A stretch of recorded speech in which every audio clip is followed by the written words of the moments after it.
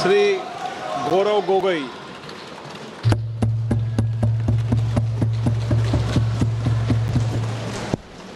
धन्यवाद अध्यक्ष महोदय। आज हम इस विशेष चर्चा में भाग लेने के लिए खड़े हुए हैं और ये चर्चा इसलिए हो रही है क्योंकि हाल में ही जो युद्ध हुआ वो एक सूचना का युद्ध था। एक प्रकार से हम पड़ोसी देश और दुनिया भर को सच्चाई की सूचना देना चाहते थे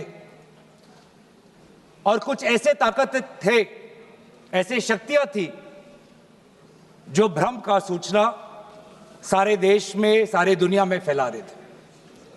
और इसीलिए इस चर्चा का विशेष मांग ये है कि आज सच्चाई सदन में आनी चाहिए, सच्चाई पहलगाम की आनी चाहिए, सच्चाई ऑपरेशन सिंदूर की आनी चाहिए, सच्चाई विदेश नीति की आनी चाहिए।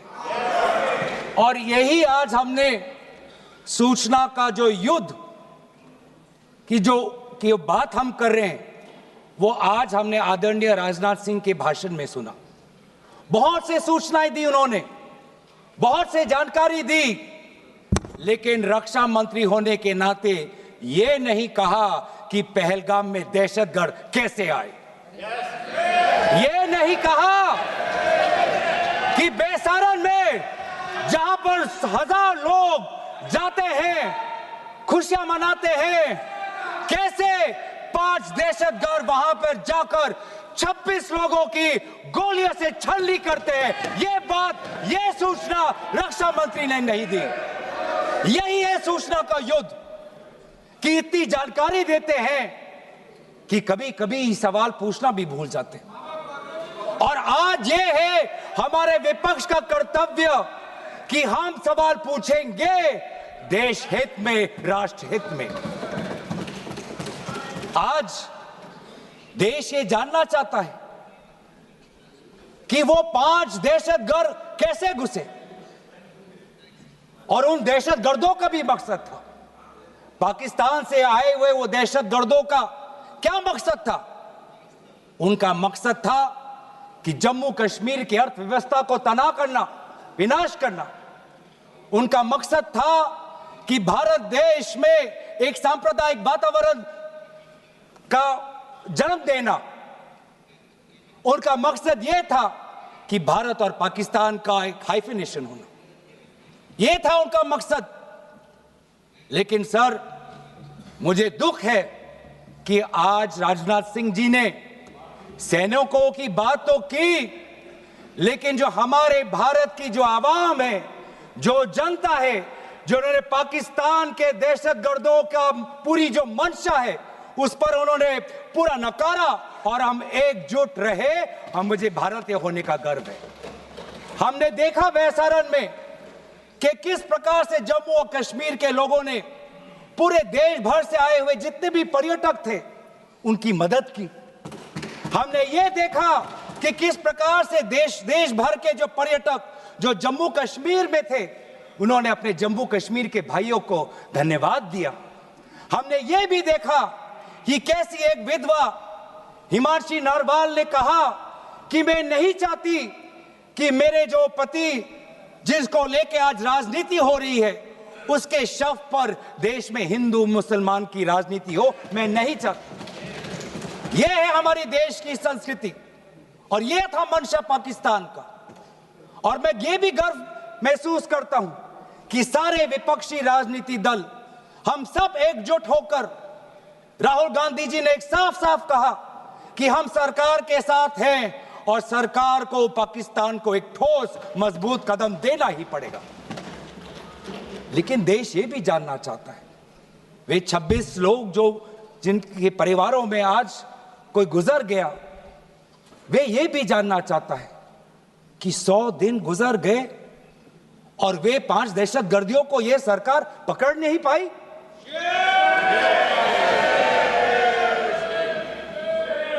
देश के वो लोग ये भी जानना चाहते हैं कि ये जो 5 दहशतगर्दे थे, दहशतगर्दी जो आए टेररिस्ट, निश्चय इनको किसी ने पनाह दी, निश्चय इनको किसी ने जानकारी दी, निश्चय ये पूरा जो 1 घंटा का जो उन्होंने गोला बारूदी की, उसके बाद ये फरार हो गए। उनको फरार होने में भी किसी ने उनकी मदद की, और आज भी ये 100 दिन हो गए और सरकार के पास कोई जवाब नहीं। आज आपके पास ड्रोन है, आपके पास पेगासस है, आपके पास सैटेलाइट है, वहां पे सीआरपीएफ है, वहां पे बीएसएफ है, वहां पे सीआईएसएफ है, वहां पे आदरणीय गृह मंत्री कुछ दिन पहले ही गए थे पूरा रिव्यू लेने के लिए, और आप किसी को पकड़ नहीं पाए। ये कैसा बंदोबस्त? आपने कहा कि आर्टिकल 370 के चले जाने के बाद जम्मू कश्मीर सेफ है, जम्मू कश्मीर में आइए, लोग आए, लोगों ने अपने आप को सुरक्षित महसूस किया, लेकिन बेसारन में देखा कि कितने वो निहत्थे थे, कितने वो असहाय थे, कि लगभग 1 घंटा लगा एक एम्बुलेंस उनके पास पहुंचने के लिए। पुलिस पर अगर आर्मी भी आई तो चल के आई। और सर, मैं वो नजारा भूल नहीं सकता, एक मां और एक बेटी चल के नीचे आ रही थी, एक भारत के सिपाही को देखा और सिपाही को देखकर वो रो पड़े, खुशी से नहीं, डर से, क्योंकि उनको लगा कि वे दहशतगर्द जिन्होंने सिपाहियों का यूनिफॉर्म पहनकर वहां पर लोगों को मारा, आज वही दहशतगर्द आज पहाड़ के नीचे उनका इंतजार कर। उस भारत के सिपाही को कहना पड़ा कि मैं भारतीय हूं, तुम डरो मत, मैं भारतीय हूं, तुम सेफ हो, सुरक्षित हो। ऐसा दहशत उन्होंने महसूस किया। इस दहशत के ऊपर, इस डर के ऊपर आदरणीय राजनाथ सिंह एक शब्द तो कहते, आप एक शब्द तो कहते। ये आपकी भी जिम्मेवारी है राजनाथ जी, ये आपकी भी जिम्मेवारी है, रक्षा मंत्रालय का भी जिम्मेवारी है। बार बार हम ये देख रहे हैं सर कि आदरणीय गृह मंत्री जाते हैं, कहते हैं कि बहुत अच्छा बंदोबस्त हो गया है, टेररिज्म के हमने उनकी रीढ़ की हड्डी तोड़ दी, तब भी उरी होता है, तब भी बालाकोट, तब भी पुलवामा होता है, तब भी पहलगाम होता है। अंत में जाके जिम्मेवारी कौन लेता है? जम्मू कश्मीर के लेफ्टिनेंट गवर्नर नहीं। अगर जिम्मेवारी किसको लेनी पड़ेगी तो आदरणीय गृह मंत्री आपको लेनी पड़ेगी, नैतिक जिम्मेवारी आपको लेनी पड़ेगी।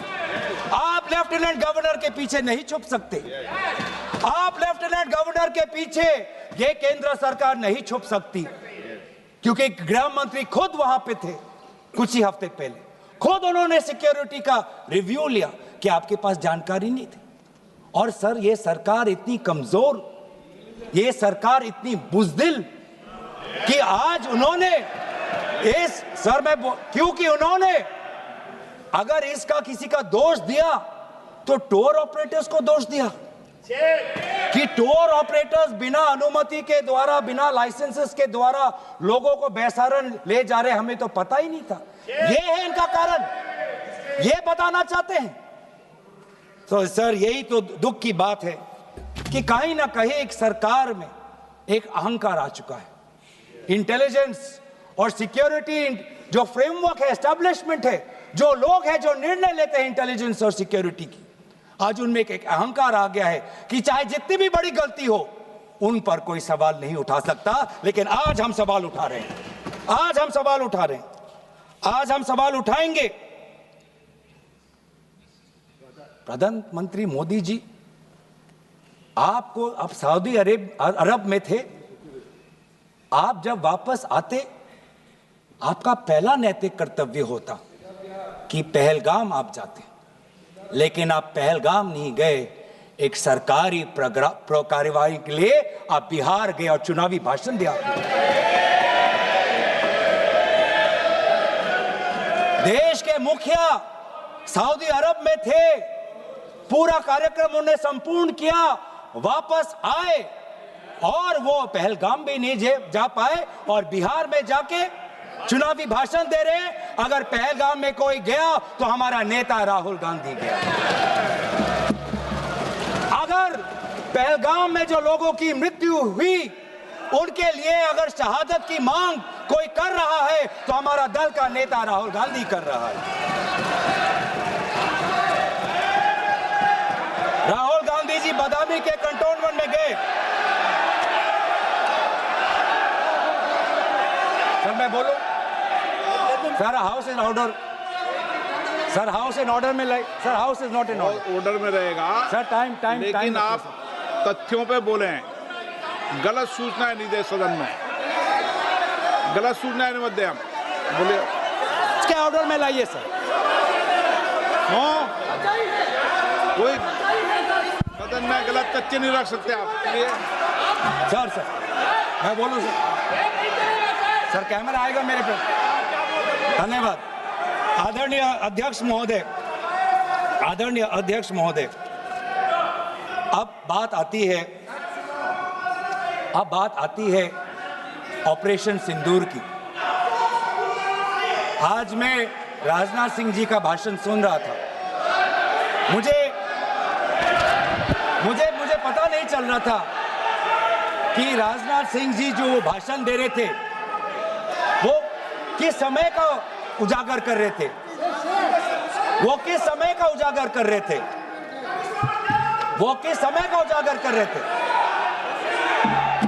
क्या वो 2016 के बाद क्या उन्होंने ये नहीं कहा कि हम घुस के मारेंगे और पाकिस्तान को आज वो उनका जो भी टेररिस्ट इंफ्रास्ट्रक्चर है उसको खत्म कर देंगे?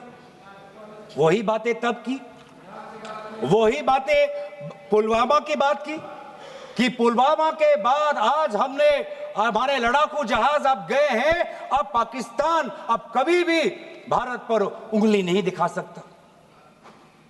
और उसके बाद आज दोबारा वही बातें कर रहे हैं। कि हम घुस के मारे, हमने ये किया, फलाना किया। और ये अब भी कह रहे हैं कि ऑपरेशन सिंदूर कंप्लीट नहीं हुआ, अधूरा है, क्योंकि कल को जाके दोबारा पाकिस्तान कर सकता है। ये खुद कह रहे हैं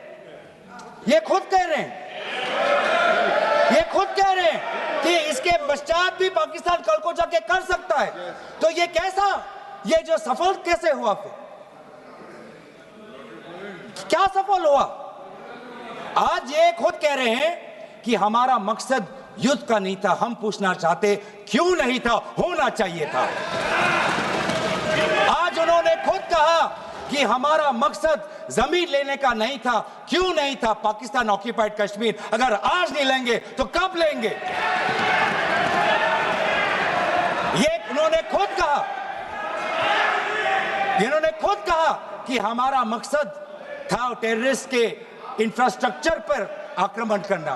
तो क्या हमने उरी के समय नहीं किया? क्या हमने पुलवामा के समय नहीं किया? लेकिन उसके पश्चात भी पाकिस्तान का इतना साहस कि आज उन्होंने पहलगाम में जो पिछले 20 वर्षों में हमारे भारतीय नागरिकों पर सबसे दर्दनाक अगर हमला हुआ है तो आपके समय पे हुआ है।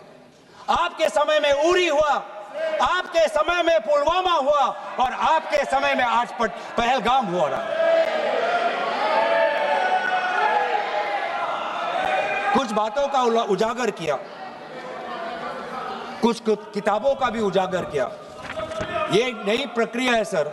हर चर्चा में आदरणीय भाजपा के नेता एक किताब उठा लेते हैं, जानकारी दे रहे थे। हमें नहीं सर, ब्लूमबर्ग को क्या जानकारी दिया, मैं पूरा पढ़ लेता हूं without editing. What is important, क्या जरूरी, हिंदी में अनुवाद करने की कोशिश भी करता हूं, मत करो। क्या ये जरूरी नहीं कि जेट गिरे, पर क्यों गिरे, क्या गलतियां हुई, वो महत्वपूर्ण है।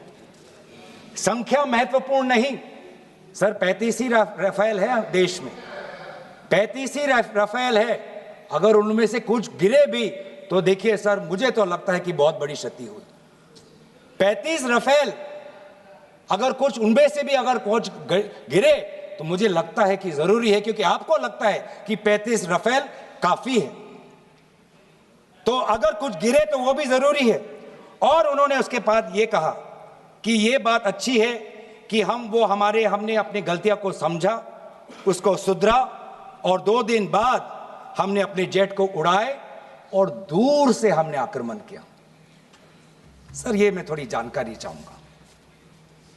हमारे पास जो हमें ये संदेश मिलता है कि दुनिया के सबसे बढ़िया और बेहतरीन लड़ाकू जहाज हमारे पास है, सबसे बेहतरीन पायलट हमारे पास है, तो सीडीएस को ऐसा क्या कहना पड़ा, ऐसा क्या परिस्थितियां हैं कि हमारे पायलट हमारे लड़ाकू जहाज क्लोज रेंज में नहीं जा सकते, उनको दूर से ही फायर करना पड़ता? ये क्या है? ये क्या पाबंदी है? ऐसी ये क्या पाबंदी है कि सीडीएस को ये कह रहे हैं कि हमारे लड़ाकू जहाज ने पहले दिन गलतियां की, गलतियां हमने सुधारी और दूर से हमने आक्रमण किया? क्या हम पास से नहीं कर सकते? ये जानकारी हमें दे। हम ये जानना चाहते हैं कि lieutenant general Rahul R Singh ने सदन के अंदर नहीं, सांसदों को नहीं, राजनीतिक दलों के फ्लोर लीडर्स को नहीं, फिक्की में जाके कहा। क्या कहा? उसका भी मैं हिंदी में अनुवाद करता हूं कि पाकिस्तान तो सिर्फ फ्रंट पे था और पाकिस्तान के पीछे चाइना उनके पूरी तरीके से समर्थन कर रहा है। ऐसी कोई आश्चर्य की बात नहीं होनी चाहिए, क्योंकि पिछले 5 वर्षों में लगभग 80% मिलिट्री हार्डवेयर पाकिस्तान को सब पूरा चाइना से मिल रहा है। तो सर, मैं आज पूछना चाहूंगा आदरणीय राजनाथ सिंह जी से, जो सरकार चीन को लाल आंख दिखाने की बात करती है, एक बार भी आपने चीन का उजागर अपने भाषण में क्यों नहीं किया? आर्मी कर रही है, आर्मी के कह रही है, आर्मी कहती है कि आज कि सिर्फ चीन और पाकिस्तान का ये 2 फ्रंट नहीं, अब 3 फ्रंट का भी हो सकता है, कन्वर्जेंस हो सकता है चीन, पाकिस्तान और बांग्लादेश को लेकर। लेकिन मैं सरकार को याद दिलाना चाहूंगा कि ये जो 2 फ्रंट की जो बात थी, इस बात की शुरुआत किसने की थी? इस बात की चेतावनी किसने दी थी? इस बात की चेतावनी इसी सदन में हमारे दल के नेता राहुल गांधी जी ने दी थी। और यही हम जानना चाहते हैं, यही हम जानना चाहते हैं कि आज जो युद्ध हुआ, इसमें पाकिस्तान को चीन से कितना समर्थन मिल रहा है। हम सेना से नहीं, आज हम आदरणीय राजनाथ सिंह जी से और प्रधानमंत्री मोदी जी से जानना चाहते हैं।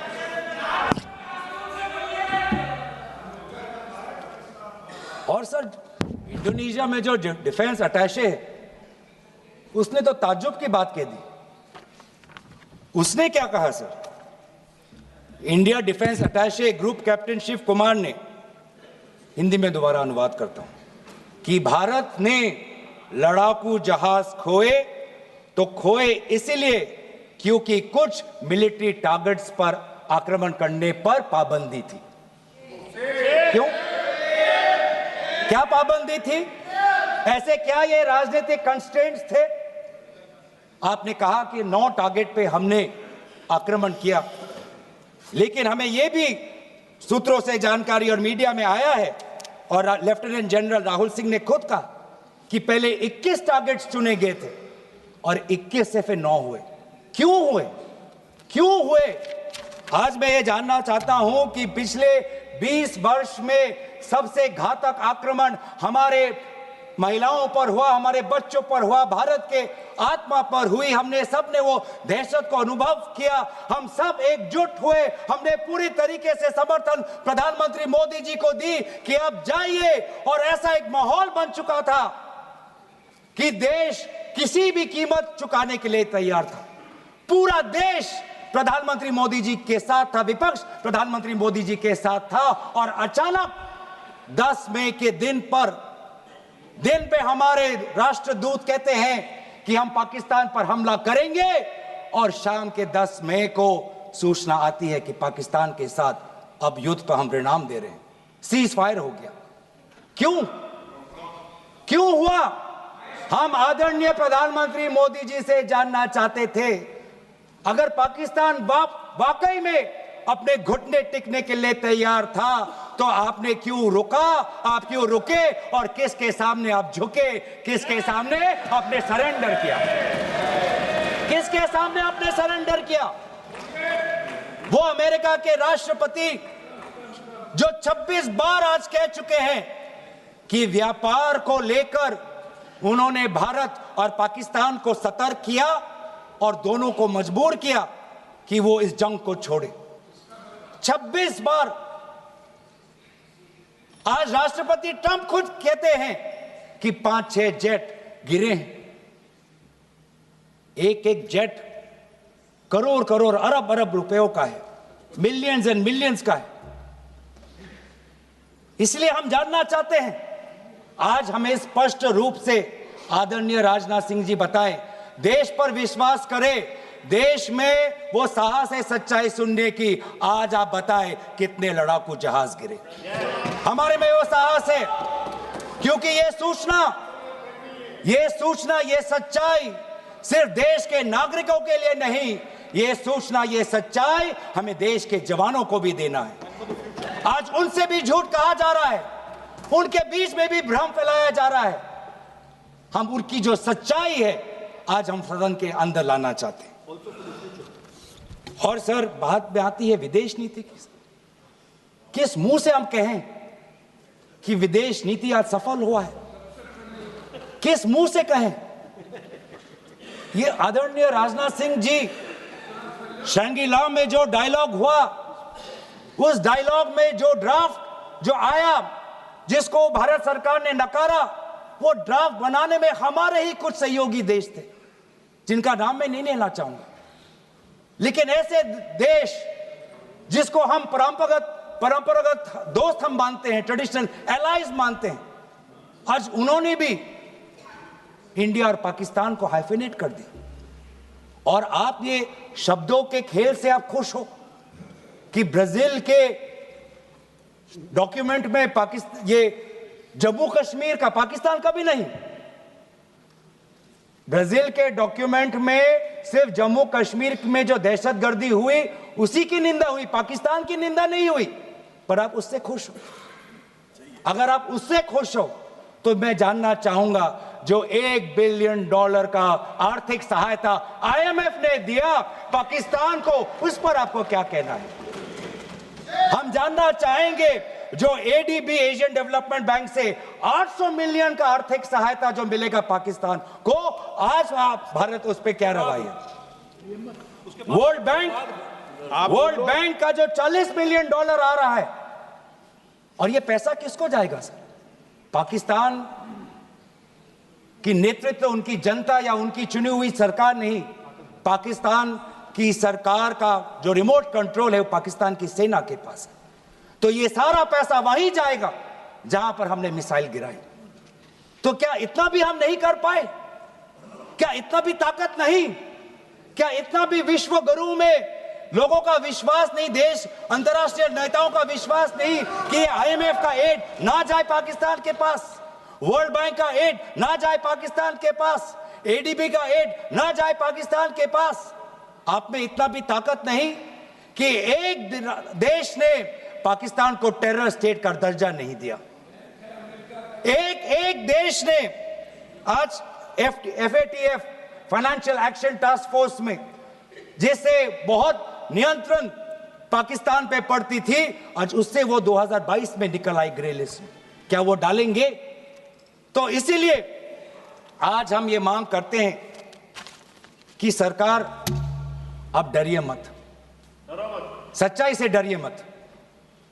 उस दिन भी देश सरकार के साथ दहशतगर्दी के खिलाफ खड़ा था, विपक्षी दल सरकार के साथ खड़े हैं, और आज भी दहशतगर्दी के खिलाफ सच्चाई के पक्ष में देश और विपक्ष आज सरकार के साथ।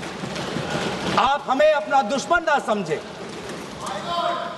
हम सरकार के दुश्मन नहीं हैं, हम अपने देश के पक्ष में बोल रहे हैं, जवानों के पक्ष में बोल रहे हैं। पर आप हमें कृपया सच्चाई देने का हमें वो सम्मान दीजिए। सच्चाई सुनने का अधिकार हमारा है, और जितने बार आप झूठ और भ्रम फैलाएंगे, हम उतनी बार आपको पूछते जाएंगे कि आपने क्या किया। और इसीलिए आज मैं खड़ा हूं, अपेक्षा बहुत की थी कि पहलगाम का उजागर होगा, आदरणीय गृह मंत्री नैतिक जिम्मेवारी लेंगे, राष्ट्रीय सुरक्षा सलाहकार नैतिक जिम्मेवारी लेंगे और प्रधानमंत्री मोदी जी कहेंगे क्यों उन्होंने ऑपरेशन सिंदूर जो अंतिम अंजाम था, हमें तो मीडिया में सुनते हुए ऐसा लगा कि हम कराची में उठेंगे।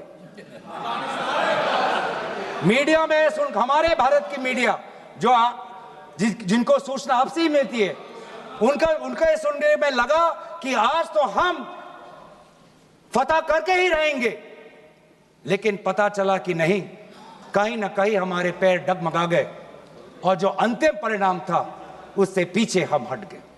हमें पीछे नहीं हटना, हमें आगे बढ़ना है सच्चाई के साथ, लोकतंत्र के पक्ष में। इन्हीं बातों के साथ मैं अपना पक्ष समाप्त करता हूं। धन्यवाद। जय हिंद।